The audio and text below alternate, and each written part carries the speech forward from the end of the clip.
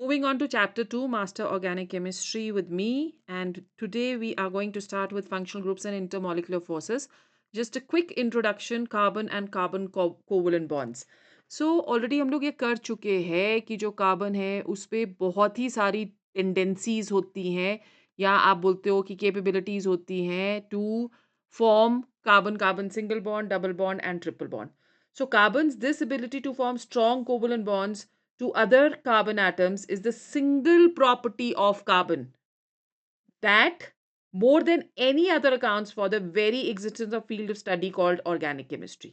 So this is the base of organic chemistry, which is catenation, formation of carbon-carbon single bonds, carbon-carbon double bonds, carbon-carbon triple bonds, and also forming multiple bonds with oxygen and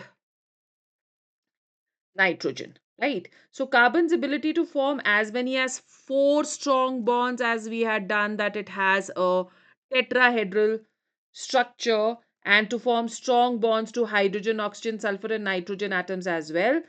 यही provide करता है necessary versatility of structure जो कि possible करती है vast number of different molecules which are required for complex living organisms. Like we have carbohydrates जिसमें carbon और oxygen के बीच में बॉन्ड है. वी हैव प्रोटीन्स जिसमें अमाइड लिंकेजेस है, नाइट्रोजन प्रेजेंट है. We have lipids and fats. So in all of these, the ability of carbon to be friendly to everybody, that is what makes carbon one reason why it forms all the organic compounds. So organic chemists जितने भी है वो इन groupings को क्या बुलाते हैं? इनको बुलाते हैं functional groups. ओके, सो ये जो फंक्शनल ग्रुप्स है ये डिटर्मिन करते हैं सारी की सारी chemical properties of organic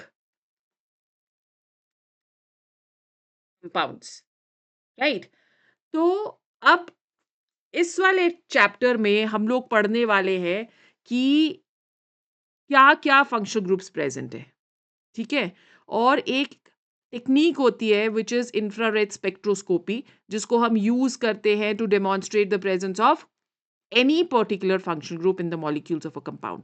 So when we're talking of hydrocarbons, which are the simplest kind of organic compounds which are present, they, as the name applies, it only has hydrogen and carbon. Okay, जैसे for example methane हो गया, या हमारे पास ethane हो गया, या ethene हो गया. So इन सब में, या हमारे पास एसिटिलीन हो गया, राइट? सो इन सब में कार्बन और हाइड्रोजन ही प्रेजेंट है. अगर carbon carbon single bond present है तो उसको हम बुलाते हैं एल्केन्स. अगर carbon carbon double bond present है तो इसको हम बुलाते हैं एल्कीन्स. और अगर carbon carbon triple bond present है तो इसको हम बुलाते हैं alkynes.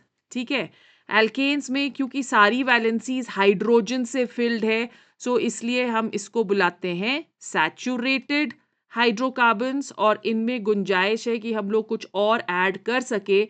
So this is known as, both of these they are known as unsaturated hydrocarbons. Okay, so hydrocarbons जिनके पास स्पेशल रिंग होता है उनको हम क्या बुलाते हैं? जैसे for example we have a benzene ring, these are known as aromatic hydrocarbon. So इन तीनों के बारे में हम थोड़ा थोड़ा आज वाली क्लास में पढ़ने वाले हैं, right? So over here let's go on to the first one which is alkanes. Alkanes के जो प्रिंसिपल सोर्सेज होते हैं they are natural gas,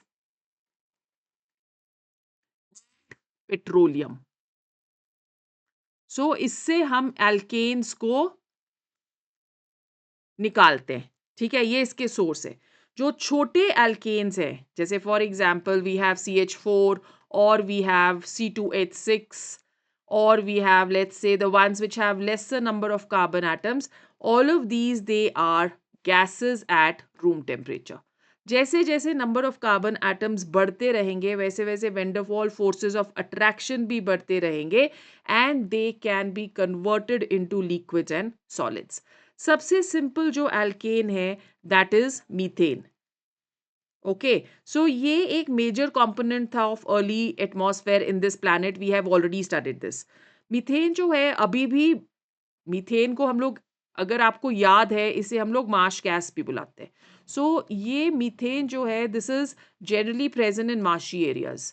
marshy areas का मतलब क्या हुआ कि जहाँ पे सनलाइट कम है, प्लांट्स जो हैं, पत्ते जो हैं वो सड़ने गलने लग जाते हैं और उसमें से जो गैस निकलती है उसको हम लोग क्या बुलाते हैं, उसको हम बुलाते हैं मीथेन और marsh gas.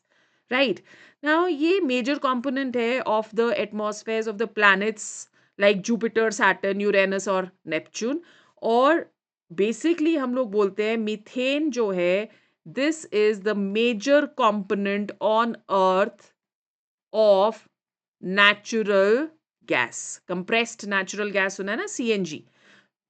Okay, now there are certain living organisms also जो कि प्रोड्यूस करते हैं methane from carbon dioxide and hydrogen. सो ये जो प्रिमिटिव क्रीचर्स जो मीथेन को प्रोड्यूस करते हैं इनको हम बुलाते हैं मिथेनोजेंस. मीथेनोजेंस, ठीक है, विच मीन्स मीथेन प्रोड्यूसिंग. ये अर्थ के सबसे पुराने ऑर्गेनिजम्स हैं.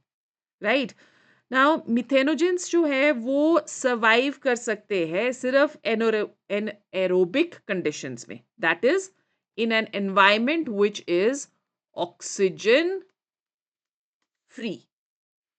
Right then these are also found in very very interesting, sewerage में होता है and it is also found in cows stomachs.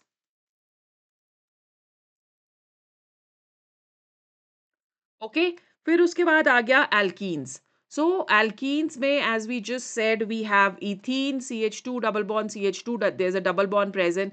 We have propene CH3CH double bond CH2. ठीक है, ये सिंपलेस्ट एल्कीन्स है और सबसे इंपॉर्टेंट इंडस्ट्रियल केमिकल्स जो हैं वो इसी से प्रोड्यूस होते हैं.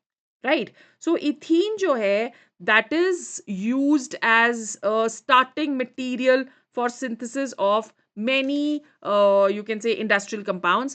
जैसे for example it is a starting material for production of ethanol, of ethylene oxide,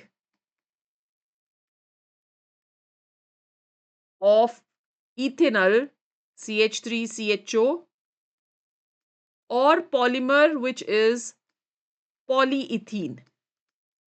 So ये इसका starting material है. Propene जो है that is used in making polymer like polypropylene.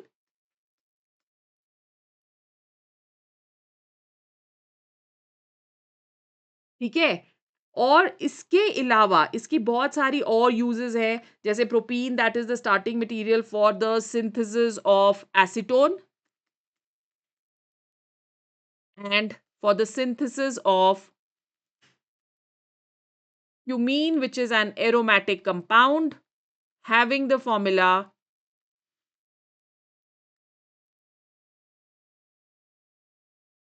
this is the formula of cumene.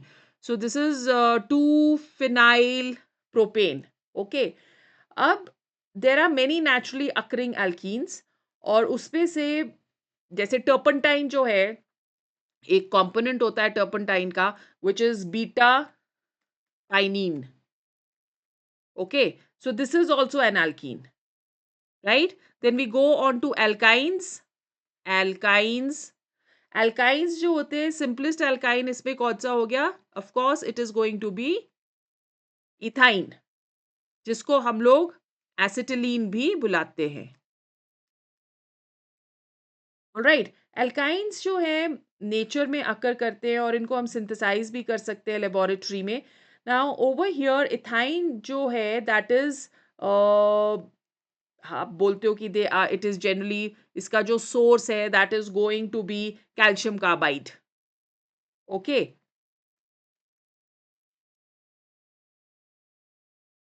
Calcium carbide से हमें मिलता है ethyne. मतलब इसके साथ और वाटर के साथ जो रिएक्शन होती है that is going to give us ethyne. So जो इथाइन इस तरह से बनता है उसको बर्न किया जाता है इन कार्बाइड लैब्स, और you can say carbide lamps. और formally this was used by the miners, ठीक है, as head lamps. So now you know कि हेड लैम्प्स जो हैं वो किससे बने होते हैं, क्योंकि ये बर्न कर सकता है at high temperature, right? So ethine is also used as welding torches, as welding torches. Okay. Alkyne जिसका मॉलिक्यूल्स में मल्टीपल ट्रिपल बॉन्ड्स होते हैं वो एटमॉस्फेयर में एग्जिस्ट करता है हमारे प्लैनेट में, right? So there are a lot of synthetic medicines or you can say drugs जिसमें ethine may be present. So two example of alkynes जो है which have biosynthetic origin is capelline,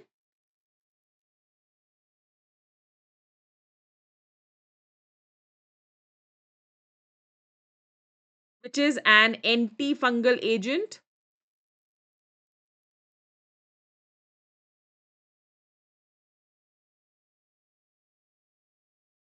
Okay, and the other one is dactyline. Dactyline जो है that is a marine natural product and it is an inhibitor of pentobarbital metabolism. Inhibitor of pentobarbital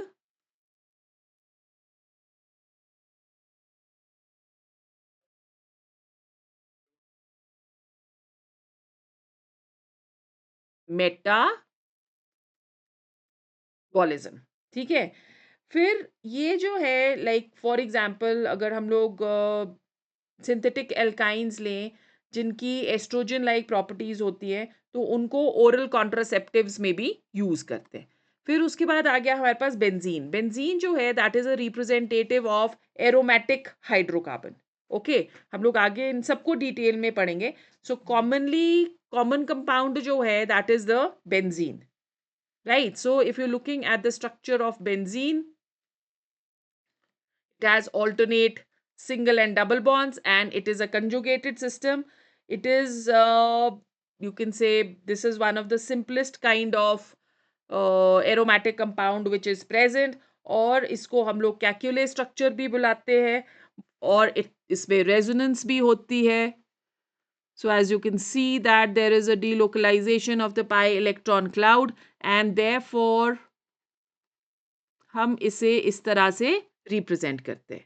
जो calculus structure जो है वो ही हम generally use करते हैं for benzene compounds.